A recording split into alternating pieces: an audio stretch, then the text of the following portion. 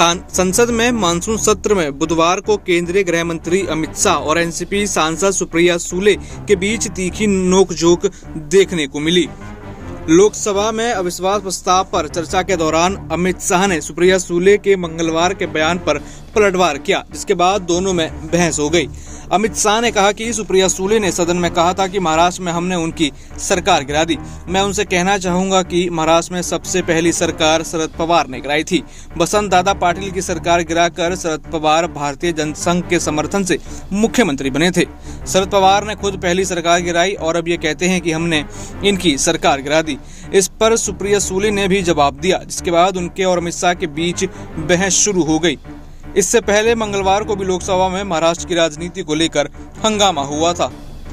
NCP नेता सुप्रिया सूले ने BJP पर केंद्र में 9 सालों की सत्ता के दौरान 9 राज्यों को गिराने का आरोप लगाया था।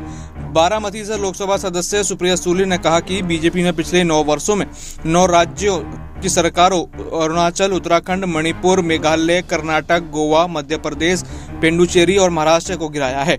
एनसीपी सांसद ने कहा था कि 9 राज्यों में सरकारें गिराने वाली पार्टी को अलग पार्टी कैसे कहा जा सकता है। गौरतलब है कि पिछले साल एकनाथ शिंदे ने विधायकों को साथ लेकर बगावत कर दी थी, जिसके बाद शिवसेना में विभाजन हो गया था और उद्धव ठाकरे के नेतृत्व वाली शिवसेना, एनसीपी, कांग्रेस, एनडीए सरकार को सत्ता से बाहर होना पड़ा था। एकनाथ शिंदे बीजेपी के समर्थन से मुख्यमंत्री बने थे। पिछले महीने ही एनसीपी में भी विभाजन हो गया, क्योंकि पार्टी के वरिष्ठ नेता अजित पवार कई विधायकों के साथ महाराष्ट्र में शिवसेना बीजेपी सरकार में शामिल हो गए थे। अजित पवार ने राज्य के डिप्टी सीएम के तौर पर शपथ ली थी। इसी को लेकर सुप्रिया सूले ने केंद्र सरकार पर हमला बोला था, जिस पर अमित शाह ने पलटवार किया।